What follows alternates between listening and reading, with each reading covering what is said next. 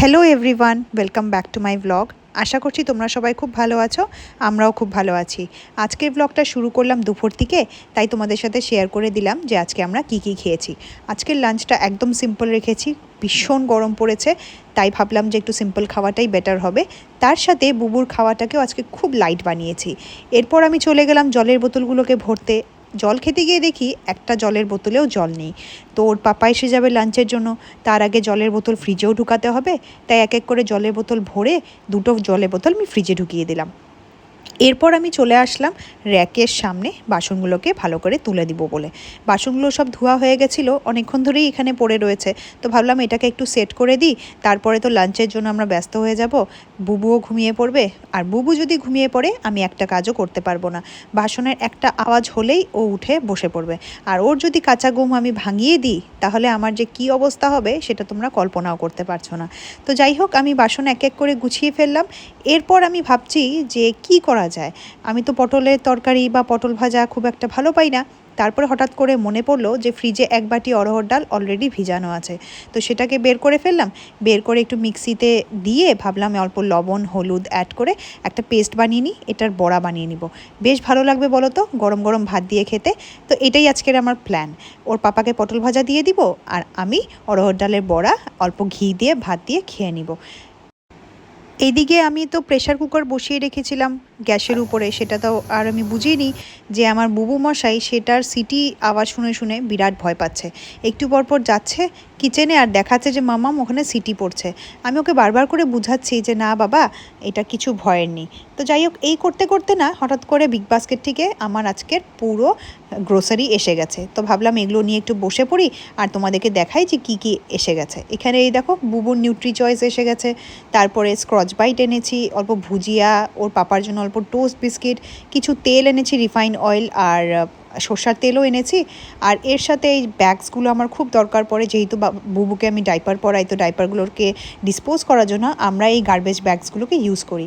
আর এই গুড়টা আমি এনেছিলাম তেঁতুলের আচার বানাবো বলে, তো সেটা কবে হবে সেটা আমি বলতে পারছি না, তবে আচারের জন্য আমি অল্প গুড় এনে রেখে দিয়েছি।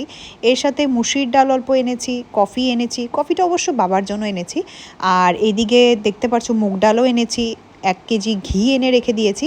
তো এগুলো বেসিক জিনিস আমি এনে রেখে দিলাম স্টকে, স্টক শেষ হয়ে গেলে আমার প্রবলেমই হয়। এরপর দেখো নিমাইলও এনেছি। হ্যাঁ, আমি একজনের থেকে শুনেছি যে নিমাইল দিয়ে ঘর মুছলে নাকি ঘরটা খুবই পরিষ্কার থাকে, প্লাস জার্ম ফ্রি থাকে। যেহেতু আমার বাড়িতে বাচ্চা আছে, তাই ভাবলাম যে নিমাইলটাকে একটু ট্রাই করে দেখি। এরপর আমি জিনিসগুলো নিয়ে বসে পড়লাম। এই যে বক্সটা তোমরা দেখতে পাচ্ছ, এটার মধ্যে বেসিক্যালি আমি আমার প্যান্ট্রিগুলোকে স্টোর করি। তো লাল মির্চ, তারপরে জিরা গুঁড়া আর ধনিয়া গুঁড়া এগুলো শেষ হয়ে গেছিলো কিচেনে, তো আমি একটা একটা করে প্যাকেট বের করে বাকি প্যাকেটগুলোকে ভালো করে গুছিয়ে রেখে দিলাম। আর আজকে যেই বিগ বাস্কেট থেকে জিনিসগুলো এসেছে সেগুলোকে একটু স্টক করে রেখে দিলাম। আমি ভালো পাই না যে একদিনের জিনিস একদিনে আনা, একটু স্টক করে রাখলে কি হয়, একা থাকি তো বাড়িতে, তো জিনিসগুলো বেশ ভালো থাকে।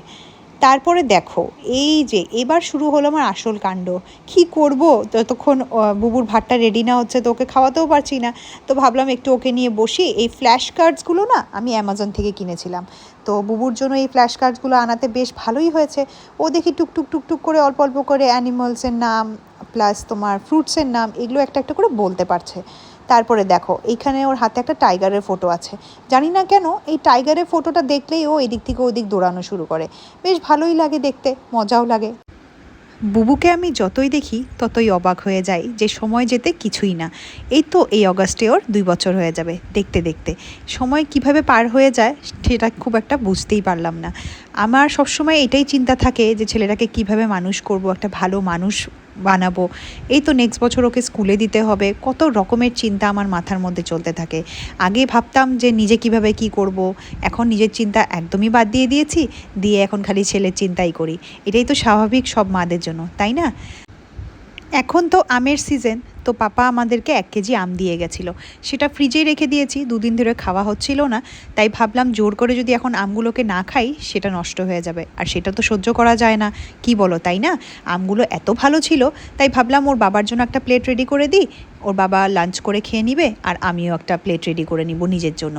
তবে ওর বাবার আমগুলো কেটে আমি একটু ফ্রিজে রেখে দিব, ওর বাবা একটু ঠান্ডা ঠান্ডা আমটা খেতে বেশ ভালোই পায়। আর আমার আমগুলো আমি কেটে সেটাকে বাইরেই রেখে দিব। আমার একটু টনসিলের প্রবলেম আছে আর আমার গলারও একটু ব্যথা করে, তাই আমি ফ্রিজের জিনিস একটু অ্যাভয়েড করি।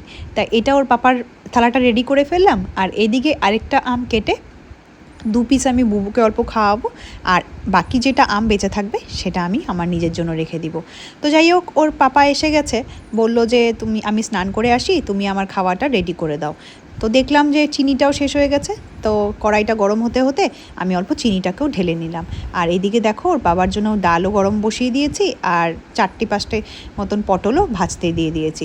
এটা ওর বাবার থালাটা রেডি করে ফেললাম, অল্প ডাল দিয়ে দিয়েছি, 2-3-4টে পটল দিয়ে দিয়েছি, অল্প নিরামিষ তরকারি দিয়ে আমি বুবুর ভাতটা রেডি করে বুবুকে আগে খাইয়ে নিই ভাবলাম। তারপরে কড়াই গরম করে এবার আসল জিনিস শুরু হবে, সেটা হচ্ছে আমার ডালের বড়া। ইয়েস, গরম গরম করে ডালের বড়া বানাবো, অল্প ঘি দিয়ে। ডালের বড়া খেতে বেশ ভালোই লাগবে। তোমরা আমাদেরকে জানাবে যে তোমরা কে কে ভালোবাসো এই অড়হর ডালের বড়া বা মুসুরির ডালের বড়া। আমার তো বেশ লাগে। এই দেখো, এখন নিজের থালাটাও রেডি করে ফেললাম, আর আমি লাঞ্চটাকে করে ফেলবো। লাঞ্চটাকে করে তারপরে আবার কলিং বেল বাজলো, আর এসে গেলো আমার বুবু মশাইয়ের একটা পার্সেল। হ্যাঁ, ওর জন্য কিছু কিছু জিনিস আমি অর্ডার করেছিলাম, মানে ওর বাবা অর্ডার করেছিল, বেসিক্স যে জিনিসগুলো সেগুলো এসে গেছে। একটা হচ্ছে পাউডার, আর ওর জন্য মশার কামড়ের যে রেপেলেন্ট থাকে সেটা একটা অর্ডার করেছি। আর এটা দেখো, বেবি হাগের নতুন একটা ইউজ করছি, আফটার বাইট রোল অন। এর আগে আমি মামা আর্থেরটা ইউজ করেছিলাম, বেশ ভালোই ছিল। আর এবার এনেছি বেবি হাগের, ইউজ করে দেখব আর তোমাদেরকে জানাবো যে কেমন আছে। তো চলো, আজকের ব্লগটা এখানেই শেষ করি বুবুর একটা ছোট্ট ক্লিপস দিয়ে। এই ক্লিপটা আমি বিকেলবেলা নিয়েছিলাম যখন আমি মার বাড়িতে যাচ্ছিলাম, তো ভাবলাম ওকে একটু রেডি করে ফেলি। এখানে একটুখানি মসকিউটো স্প্রেটাও দিয়ে দিচ্ছি। তো চলো, এই ব্লগটাকে আমি এখানেই শেষ করছি। তোমরা সবাই ভালো থাকবে, সুস্থ থাকবে। নেক্সট ব্লগে খুব তাড়াতাড়ি তোমাদের সাথে দেখা হবে। ততক্ষণের জন্য ভালো থেকো, টাটা।